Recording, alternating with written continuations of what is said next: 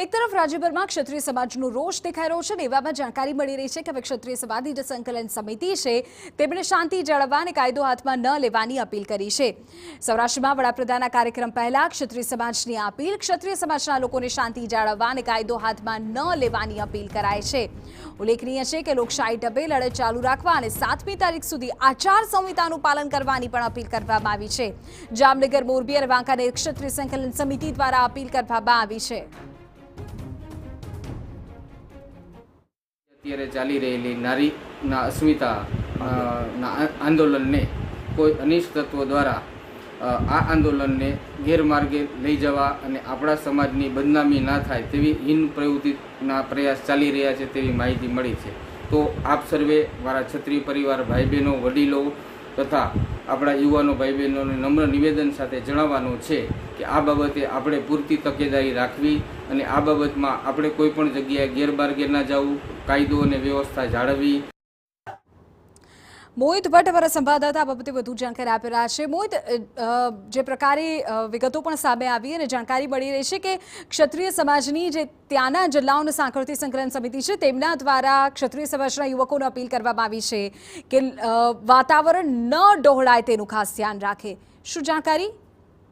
સ્પષ્ટપણે આગામી 2 તારીખના રોજ પ્રધાનમંત્રી નરેન્દ્ર મોદી છે તે જામનગર અને જૂનાગઢની મુલાકાતે આવી રહ્યા છે ને દરમિયાન જે રીતે છેલ્લા ઘણા દિવસોથી ક્ષત્રિય આંદોલન છે તે ચાલી રહ્યું છે ને તેમાં પણ જામનગર જિલ્લામાં તેની અસર છે તે વધારે જોવા મળી છે। કારણ કે છેલ્લા દિવસોમાં જે રીતે જામનગરમાં આક્રમક રીતે વિરોધ કરવામાં આવ્યો ને કાયદો અને વ્યવસ્થાની સ્થિતિ જોખમાય તે પ્રકારનો આ વિરોધ છે તે જોવા મળ્યો હતો, ત્યારે કાયદો અને વ્યવસ્થાની સ્થિતિ પણ જળવાઈ રહી અને એટલું જ નહીં પરંતુ ક્ષત્રિય સમાજની જે સંકલન સમિતિ છે તેમના દ્વારા અપીલ કરવામાં આવી છે કે જ્યારે પ્રધાનમંત્રી આવતા હોય ને સાથે સાથે ચૂંટણીનો માહોલ હોય, આચારસંહિતા લાગુ હોય ત્યારે કોઈ પણ પ્રકારની અનિચ્છનીય ઘટના ન બને અને તેની ખાસ તકેદારી રાખવાની ખૂબ જ જરૂર છે। સંકલન સમિતિ દ્વારા ખાસ અનુરોધ કરવામાં આવ્યો છે કે કેટલાક અનિષ્ટ તત્વો છે તેમના દ્વારા વાતાવરણને દોડવાનો પ્રયાસ છે કરવામાં આવી શકે છે અને તેને ધ્યાને લેતા સમાજનો ક્યાંય ગેરઉપયોગ ન થાય તે માટે આ પ્રકારે તકેદારી રાખવા માટેની અપીલ કરી છે ને 7 તારીખ સુધી ગાંધી ચિંધ્યા માર્ગે અને લોકશાહી ઢબે આ આંદોલન કરવામાં આવે તેવી પણ અપીલ છે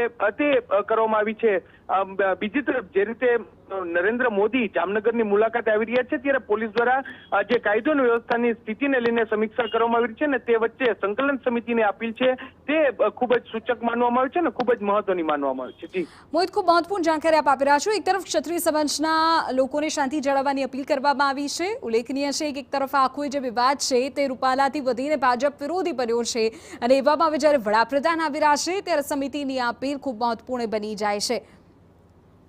સ્પષ્ટપણે એટલા માટે જ મહત્વની બની છે કારણ કે જે રીતે ક્ષત્રિય સમાજનો જો જામનગરની વાત કરવામાં આવે તો જે ખંભાળિયા હોય, ધ્રોલ હોય, કાલાવડ હોય, આ તમામ જગ્યાએ જે ક્ષત્રિય સમાજ છે તેમના દ્વારા ઉગ્ર વિરોધ છે તે કરવામાં આવ્યો હતો। ધ્રોલના તે ભાજપ માટે ખૂબ જ ચિંતાજનક દ્રશ્યો છે તે જોવા મળ્યા હતા અને આવા તબક્કે આ સમયે જે કોઈ અન્ય વ્યક્તિઓ દ્વારા વાતાવરણ દોડવાનો પ્રયાસ ન થાય। અગત્યના સમાચાર એ પણ મળી રહ્યા છે કે ખર્ચની વિગતો સમયસર જાહેર ન કરવા બદલ ચૂંટણી પંચે ઉમેદવારોને નોટિસ ફટકારી છે, એટલે કે રાજકોટના ભાજપના ઉમેદવાર પરસોત્તમ રૂપાલા અને કોંગ્રેસના ઉમેદવાર પરેશ ધાનાણીને નોટિસ ફટકારાઈ છે। આ અંગે શું વિગતો છે?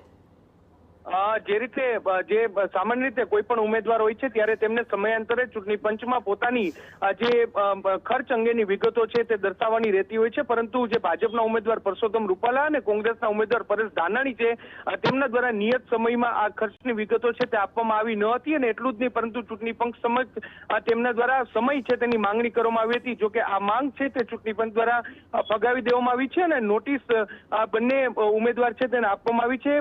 તમામ જે ચૂંટણી પંચની મર્યાદામાં અને ચૂંટણી પંચની ગાઈડલાઈન પ્રમાણે ખર્ચની વિગત સમયાંતરે આપવા માટેની તાકીદ છે તે પણ બંને ઉમેદવારોને કરવામાં આવી છે।